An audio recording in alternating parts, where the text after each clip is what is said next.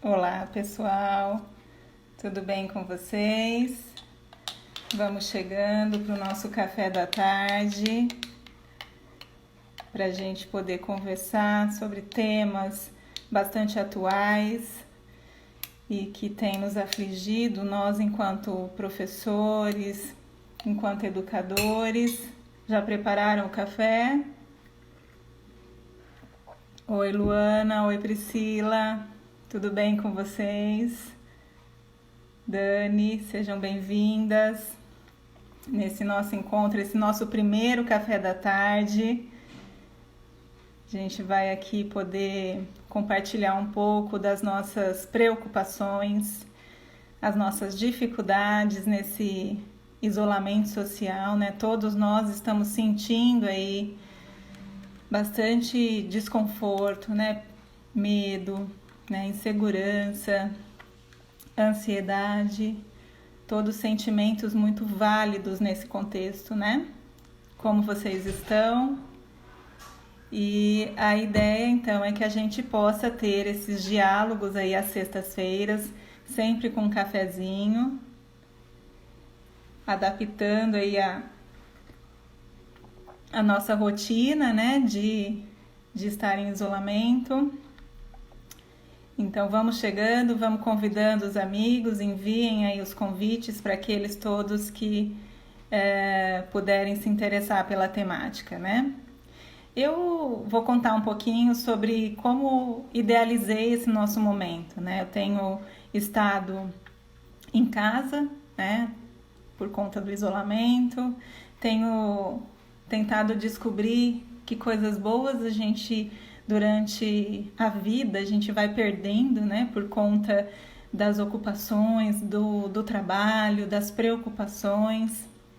E eu tenho percebido que uma coisa que para mim tem muito sentido, eu gosto muito de fazer, é tomar café da tarde. Adoro sentar à mesa com pessoas queridas, né, com as minhas filhas, com os familiares, com os amigos, com os colegas que eventualmente topam essa jornada mesmo de fazer café da tarde online, né? E é um momento que eu acho que do dia em que a gente pode fazer uma primeira pausa após o almoço para a gente fazer reflexões importantes, né, sobre o que a gente está vivendo, sobre como que a gente está lidando com todas essas questões.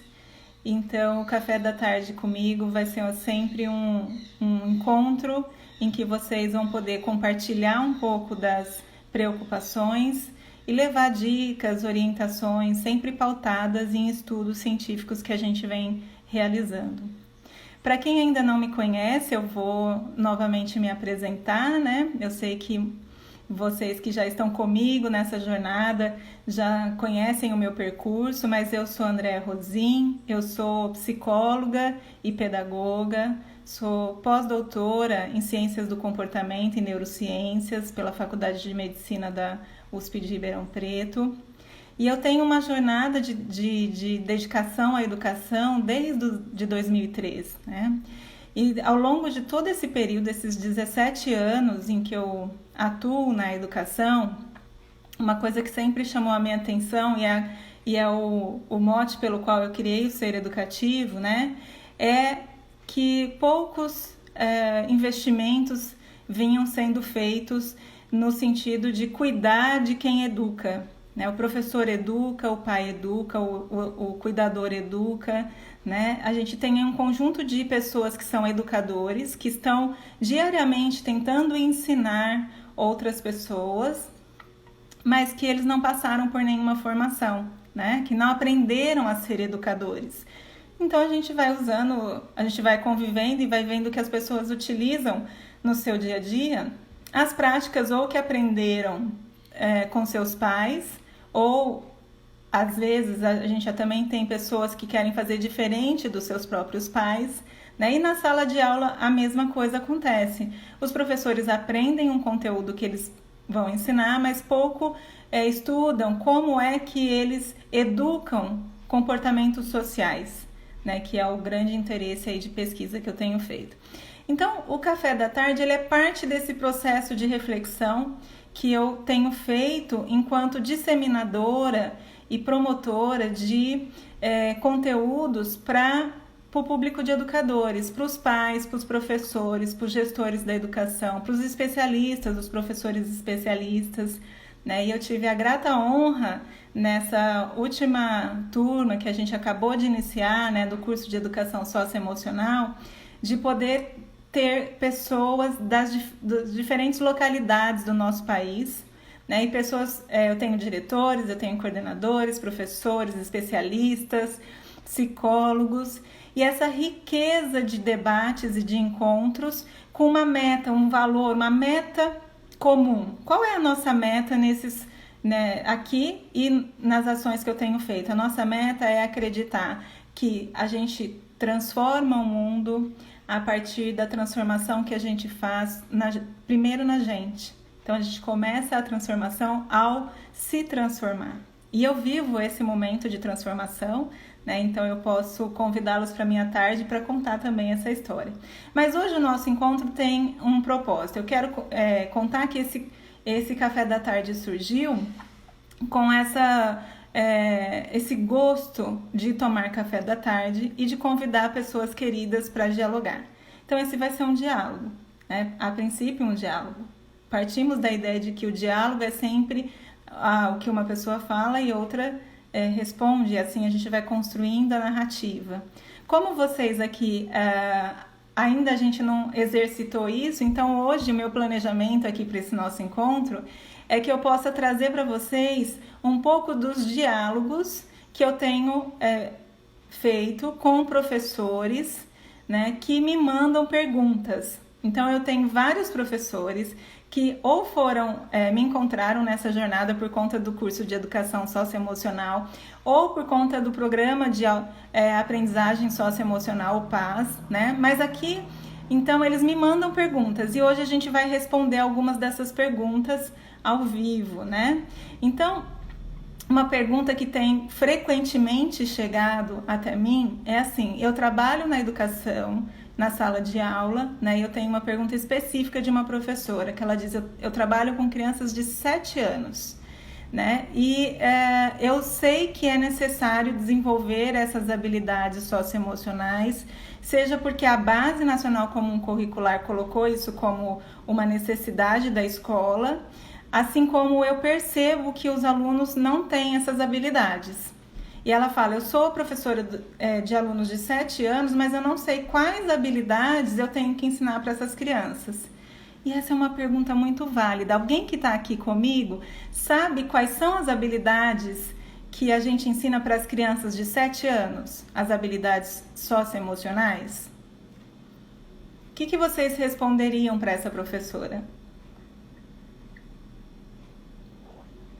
Alguém tem alguma ideia?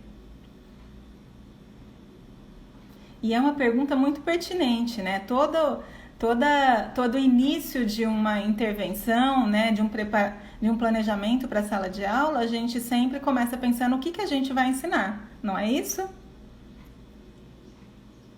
Comentem comigo. E aí, o que vocês ensinariam para essas crianças de 7 anos? E eu vou aguardar vocês trazerem aí colocações que forem relacionadas a essa pergunta da professora, e vou comentar um pouquinho do como que a gente trabalha para ensinar os professores a ensinar as habilidades socioemocionais na escola.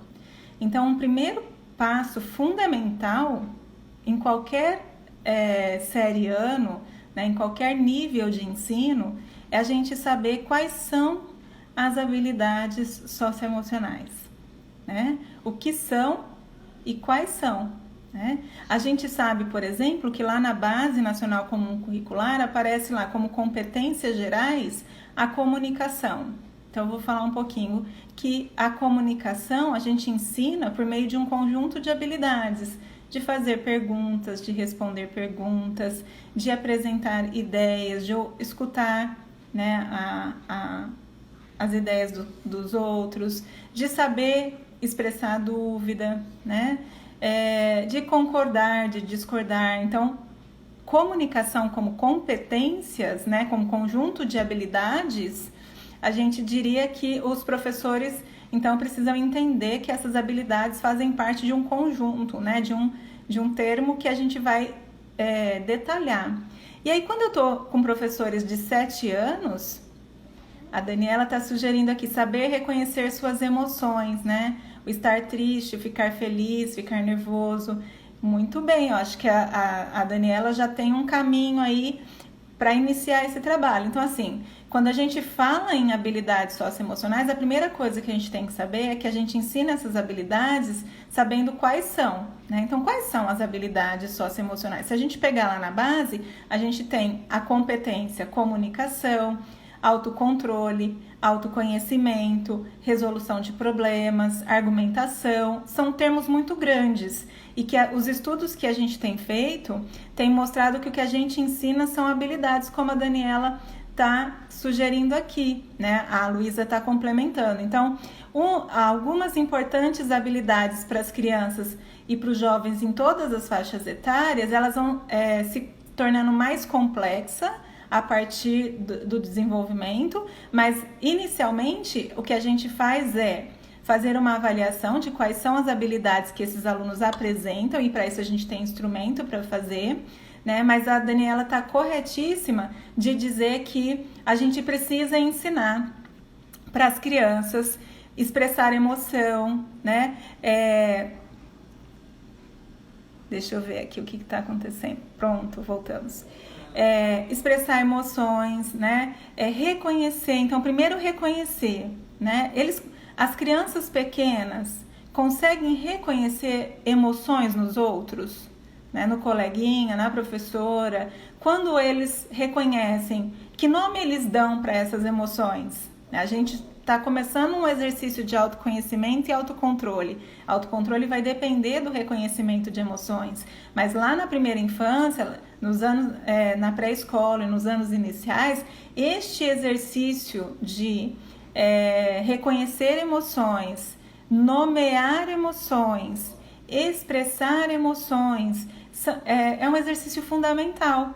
E a gente pode fazer isso de forma em espiral, que a gente diz, né? Ao longo de todo o percurso, de toda a escolarização, porque nem sempre a criança aprendeu. Se ela aprendeu, às vezes, como ela expressa, os colegas não valorizam ou não reconhecem como aquele sentimento. Então, por exemplo, expressar emoções, né? E a criança vai lá e faz uma cara de triste, assim, aí os amigos vão nomear. Aí a gente pergunta para eles, né? Faz uma dinâmica e pergunta, e aí, o que ele está sentindo? Qual é a emoção que ele está passando?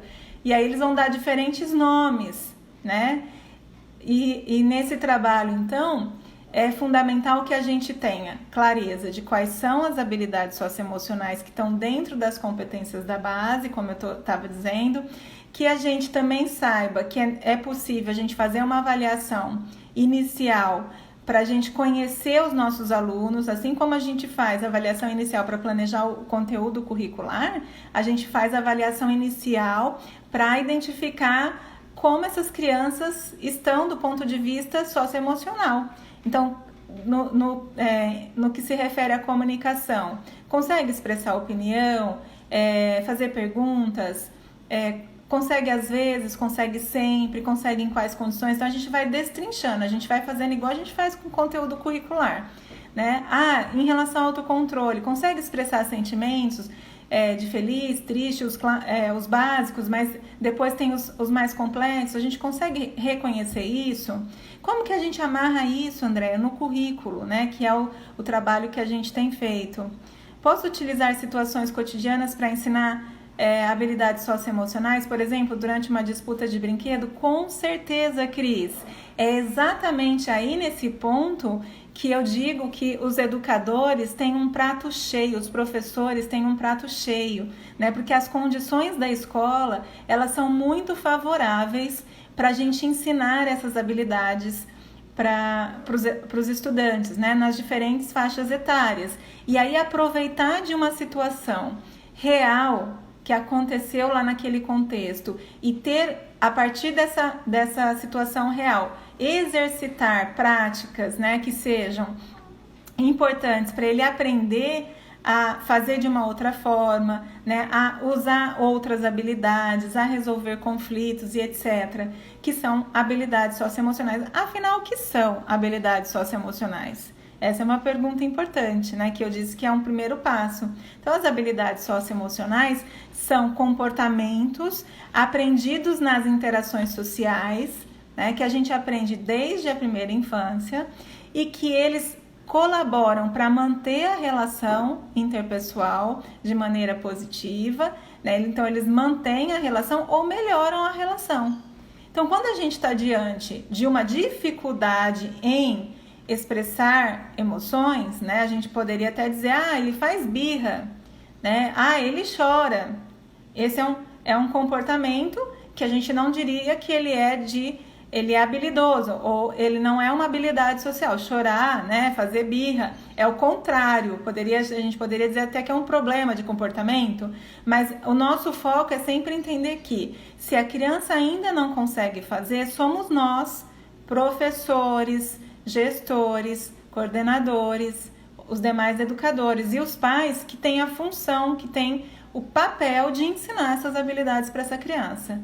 E aí tem uma outra pergunta que tenho recebido com muita frequência, mas como que eu vou ensinar se nem eu mesma tenho as minhas habilidades desenvolvidas, né? Então, mais uma vez, eu diria que vocês estão corretíssimos, né, de pensar dessa forma. Pausa para o café, né? Porque é fato que nem pais e nem professores, nem gestores aprenderam essas habilidades. A gente aprendeu espontaneamente. Então, a gente não sabe quais são as estratégias de ensino dessas habilidades, né? E é esse trabalho que a gente tem desenvolvido no Ser Educativo. Ensinar os educadores as estratégias, o como avaliar, o como ensinar e etc, né? E então, voltando para a nossa pergunta lá da professora, com crianças de 7 anos, quais habilidades socioemocionais eu preciso ensinar? Então, a gente sempre parte da avaliação. Essa avaliação normalmente contempla várias habilidades que estão dentro daquelas competências da base, que envolvem comunicação, autocontrole, autoconhecimento, argumentação, pensamento crítico e científico, resolução de problemas, empatia, entre outras, né? Cooperação. A gente avalia todas essas. Depois que a gente avalia, a gente define com base nas necessidades daquele contexto, daquele grupo de crianças, quais são então as habilidades que a gente vai ensinar ao longo daquele período letivo. Normalmente, na primeira infância, a gente trabalha muito com comunicação, com expressão de sentimentos e resolução de conflitos, né? Resolução de problemas, porque essa questão que a Cris até trouxe aqui, da disputa de brinquedos, né? Então, lá na educação infantil, a gente já começa a ver que as crianças, um pega o brinquedo do outro sem pedir, e é um princípio, a gente já pode identificar que é uma situação problema, que requer exercício de autorregulação, de autocontrole para aprender habilidades, né? Habilidades socioemocionais. Então, essa professora do primeiro ano, com crianças de 7 anos, né, ela também pode buscar, então, referenciais e instrumentos para ela fazer essa avaliação. A gente tem disponibilizado instrumentos no curso de Educação Socioemocional com a intenção de ajudar os professores a fazer essa avaliação. Mas ela também pode dizer assim, e aí é a segunda pergunta que eu recebi e que eu quero comentar, né? Que em relação, eu não aprendi, né? Como eu vou desenvolver essas habilidades no aluno se eu não sei como ensinar, né? Então, como ensinar? A Cris está dando uma sugestão aqui, vamos ver. Na situação de disputa por um brinquedo, eu faço intervenção apenas com os envolvidos ou com toda a turma. É uma pergunta, né, Cris? Pensando assim na exposição do aluno. Muito legal essa pergunta da Cris também. Vou entender como uma pergunta, tá, Cris? Então, assim, a intervenção na situação problema, né, que é um problema interpessoal, a gente está dizendo, né? É muito importante a gente utilizar estratégias bem simples e bem sólidas para a gente fazer a intervenção. Desde pequeno, tá? Desde a educação infantil dá para fazer assim. Então, a primeira coisa é acalmar as crianças, né? Porque, se possível, tirar as crianças que se desentenderam ali do restante do grupo, tá? Para que você acalme elas e aí você começa a perguntar o que aconteceu. Então uma vai falar: ah, tá, então vamos ouvir o que o outro amiguinho, porque normalmente numa situação de disputa, cada um acha que aconteceu alguma coisa, né? Então a gente vai ouvir um lado, a gente vai ouvir o outro e a gente vai ajudá-los a identificar o problema. Então qual foi o problema? Por que você, por exemplo, bateu no outro ou mordeu o outro? Ah, porque ele pegou o brinquedo de mim sem pedir, né? Ou porque ele estragou, eu tava montando Lego, ele veio aqui e desmontou tudo de uma vez. Fiquei com muita raiva, né? Então, se a criança não fala, ensiná-la a expressar. Ensiná-la a expressar de forma não verbal também, porque às vezes ela fica com raiva e fica com cara de nada. Então, as outras crianças não sabem que ela tá com raiva, né? Então, desde a primeira infância, esses exercícios vão sendo condição para ajudar crianças, jovens e adultos a exercitar e aprender intencionalmente habilidades socioemocionais. Estão gostando? É isso? Vocês estão conseguindo acompanhar aqui a nossa... A Cris disse que era uma pergunta. Então, Cris, respondendo a sua pergunta, né? Para a gente fazer a intervenção, é desejável que a gente retire as crianças que se desentenderam do grupo, tá? Até para que as outras crianças não comecem a opinar e aí tornar a situação mais tensa ainda, né? Mas se isso não for possível, é importante que a gente controle os amigos que estão participando de fora, que viram, mas que não estão envolvidos no conflito. Então seria muito bom se eles aprendessem a ficar quietos e ouvissem a sua mediação. E a sua mediação tem que ser no sentido deles se acalmarem, identificarem o problema, se possível, eles conseguirem expressar sentimentos e, para concluir, eles acharem uma alternativa, né? Então tá, numa próxima situação, quando isso acontecer, o que é que a gente vai fazer então? O que é que você acha que ele poderia fazer para que você não ficasse chateado ou que você não batesse nele e etc. Então, outra coisa que é muito comum, vai lá e pede desculpa, né? A gente não fala assim muitas vezes, né? A gente está diante de uma situação de conflito com os filhos com uma outra criança, ou um filho com outro, ou na sala de aula um aluno vem, aconteceu isso. Fulano, tá errado, né? Vai lá e pede desculpa. Resolve, Andréia? Não. Porque dali a pouco ele faz de novo, né? E aí ele também não aprende. Ele vai pedir desculpa do quê? O que ele tem que fazer de diferente da próxima vez? Tá bom? Então, fundamental a gente entender que existe sim metodologia e coisas bem práticas e que são possíveis dos professores utilizarem no dia a dia da sala de aula, qualquer professor, em qualquer realidade, que são práticas que a gente chama de educativas, que promovem essa mediação favorável ao desenvolvimento socioemocional. Então, a pergunta da minha professora, da minha querida professora, né? Quais habilidades eu ensino? A gente pode começar ensinando comunicação e autocontrole e resolução de conflitos. Como que a gente faz isso? Estudando a área, entendendo que tem estratégias claras e que a gente pode aprender essas estratégias para utilizar no dia a dia, em sala de aula, na escola, nos demais contextos. Então, isso é bem bacana, isso tem literatura científica para explicar.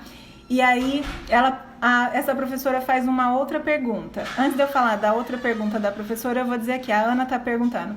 E nos casos de algumas indisciplinas, como que as habilidades socioemocionais podem contribuir no momento das intervenções? Muito boa, Ana Lúcia, a sua pergunta. A gente tem estudos, e o meu estudo de mestrado é um deles, né? A gente tem outros também, em que a gente avaliou crianças. No meu estudo de mestrado, eu avaliei crianças do Fundamental 1 e 2, né? Mas a gente também tem estudos da Thalita, da Marta Zanini, de outros pesquisadores com crianças da educação infantil, por exemplo, e outros do ensino médio.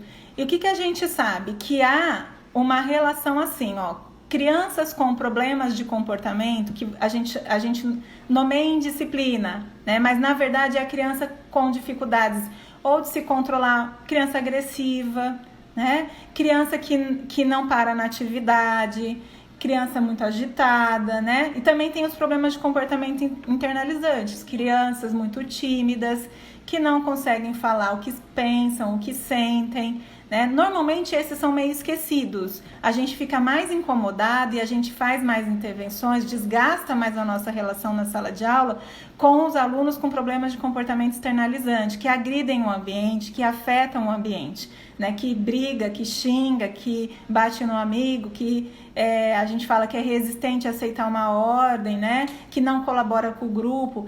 E tudo isso a literatura já mostra, então, Ana Lúcia, que essas crianças têm uma alta frequência, então, de problemas de comportamento, que a gente chama de indisciplina, no geral, né? E que quando a gente ensina eles a autorregular-se, né, ensina habilidades socioemocionais de autocontrole, autorregulação, eles passam então a conseguir mudar esses comportamentos que são problemáticos, que causam o que a gente chama de indisciplina.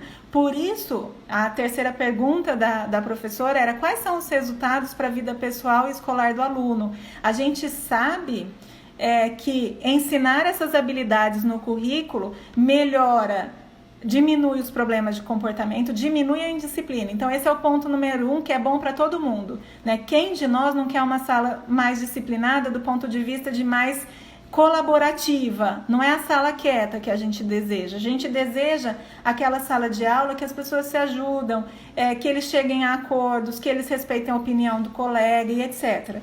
Né? Lógico que nem sempre vai ser assim, mas que a maior parte do tempo seja assim. É isso que a gente deseja.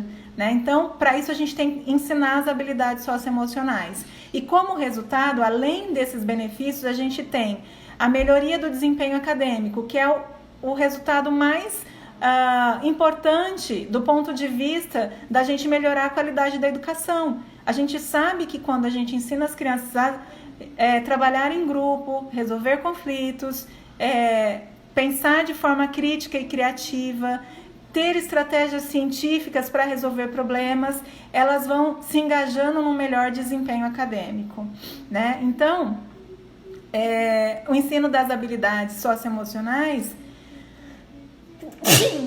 Desculpa, tentei segurar, mas não deu. O cafezinho aqui deu um cheirinho.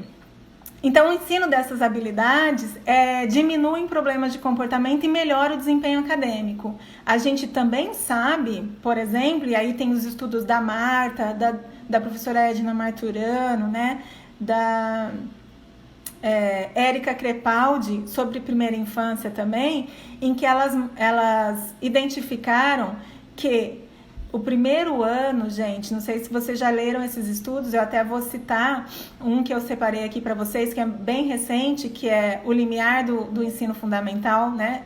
Com a entrada das crianças para o primeiro ano com 6 anos, a gente está vendo um aumento em sintomas de estresse e depressão em crianças. Vocês já viram isso? Estudos mostrando isso?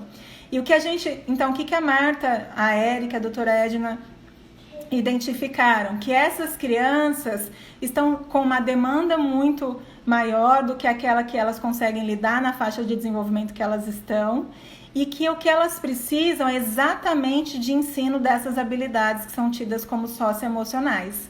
Tá? Então a gente sabe que também ensinar essas habilidades socioemocionais ajuda as crianças, previne ansiedade, depressão e estresse. Então, por que não fazer, né? Pelo contrário, é o que a gente está mais sedentos por fazer, né? A Idmar, né, que é professora, que está comigo no curso de Educação Socioemocional, né, Idmar? E está aí toda dedicada nesse processo de transformação, trabalha Rio Grande do Norte, é isso, né? Idmar, me lembra aí, eu acho que o mais legal do curso é que a gente tem professores de todos os lugares do país, né? Então isso está bem gostoso. E aí ela está dizendo: acho que mostrar também o que o seu comportamento desperta de sentimentos no outro. Sim, então quando a gente estava lá fazendo a mediação com as crianças que brigaram, né? Ou que disputaram um brinquedo, uma coisa é aquele que foi lá e roubou o brinquedo, como que o que perdeu o brinquedo estava se sentindo, mas o outro também dizer como ele estava se sentindo. E eles conseguirem reconhecer isso. Porque muitas vezes, é Piauí, isso mesmo, isso mesmo. Então hoje a gente tem gente de todos os lados, muito bom, né?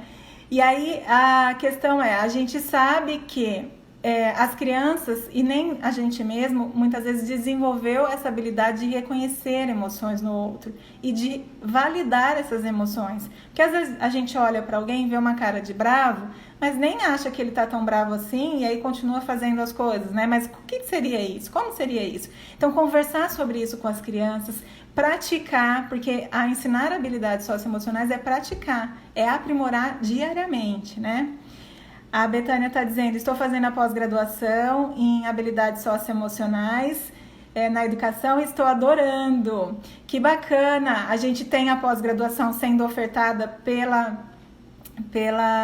Universidade Positivo, né, da qual eu fui a idealizadora do programa, e com certeza é um processo muito bem planejado. A gente selecionou as pesquisadoras da área, né, a professora Fabiana Versucci, Josiane Campos, Marta Zanini, Fabiane Ferraz, ou seja, José Urbano, são todas pessoas muito envolvidas em estudos dessa área, né? Que bom, Betânia, que você está gostando, né?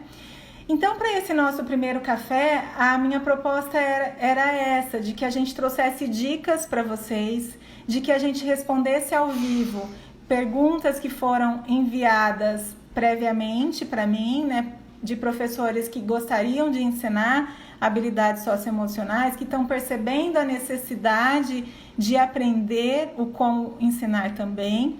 E também a gente pode responder agora uma segunda demanda, que é assim, os professores não só estão encontrando dificuldade de saber o que ensinar e como ensinar, como eles também estão com dificuldades socioemocionais, né? Então eu recebi várias perguntas, como que eu vou lidar com a minha ansiedade, né? Com o meu medo de perder alguém da família, com perder o emprego e etc, né? Com a questão da ansiedade. Então, essa é uma conversa de duas grandes frentes, né? Uma frente é eu, enquanto educadora, professora, mãe, como que eu faço para ensinar o outro.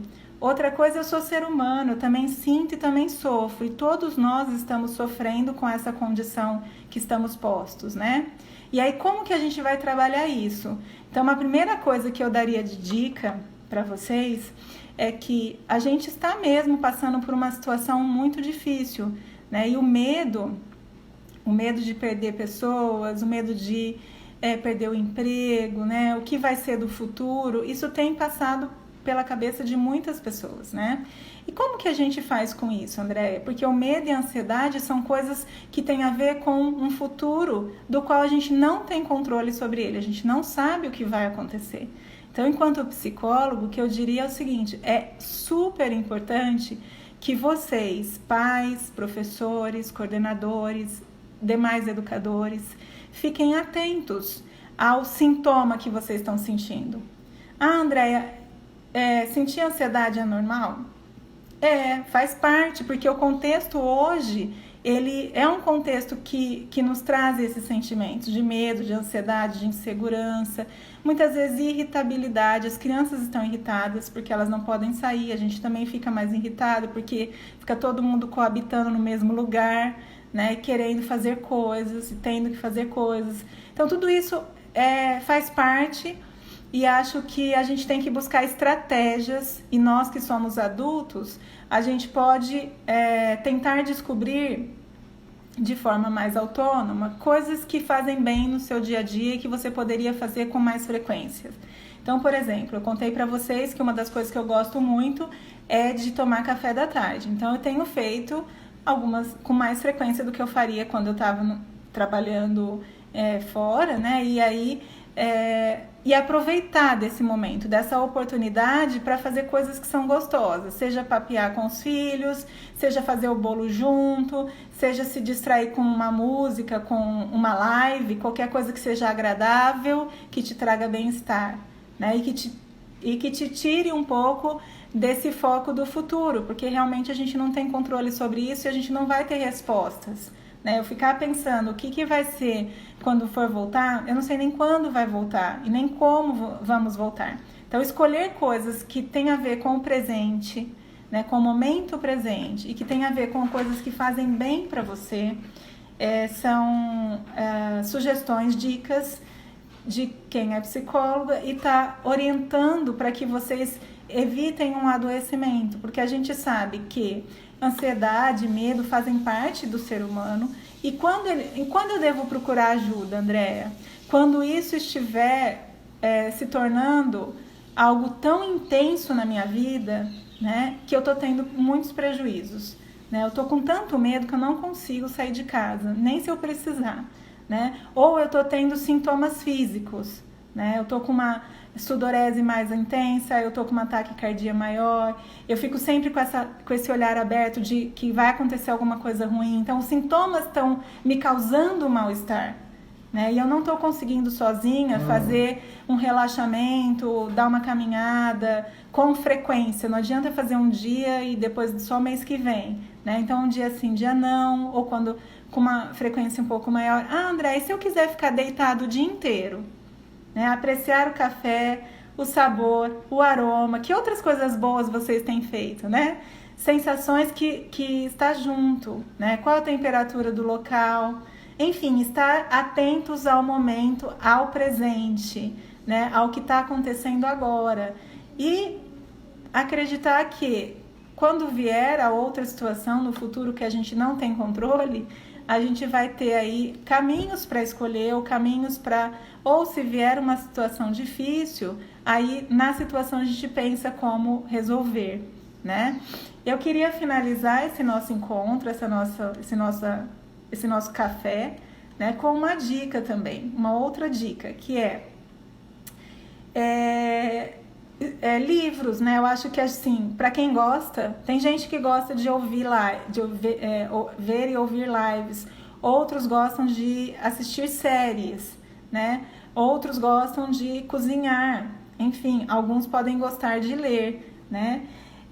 E eu tenho lido algumas coisas que são para o meu próprio desenvolvimento, e um dos livros que eu tenho lido é A Coragem de Ser Imperfeito, né? Que é da autora Brené Brown. Ela tem vários talks no YouTube. Ela fala um pouco da nossa situação de vulnerabilidade, da gente aceitar que nós somos seres vulneráveis, e essa condição, né, aceitar a sua própria vulnerabilidade, o seu medo, as suas inseguranças, né, isso não é fácil para ninguém, não está sendo fácil para ninguém, mas buscar redes de apoio, buscar amigos, buscar pessoas que possam te ajudar, e quando realmente tiver muito difícil, buscar um profissional qualificado, né, buscar um psicólogo, um psiquiatra, porque não é vergonha para ninguém buscar ajuda, né? Pelo contrário, é sinal de que você está vulnerável, mas que você sabe que é possível você sair dessa situação pedindo ajuda para um profissional qualificado. Então, eu queria realmente agradecer mais uma vez a presença de vocês aqui e dizer que as nossas tardes vão ser assim, um pouquinho de café, um pouquinho de literatura, música, uma boa prosa, e sempre tentando acolher as dúvidas que vocês tiverem e que eu puder ajudá-los, tá bom? A minha proposta, a minha missão tem sido ampliar redes de apoio aos pais, aos professores, aos adolescentes, aos jovens, às crianças que estão precisando de apoio socioemocional. Então, muito obrigada pela presença. E a gente vai estar junto semana que vem, nesse mesmo horário, tá bom? Obrigada, meninas, por estarem aqui. Um beijo e boa semana para vocês.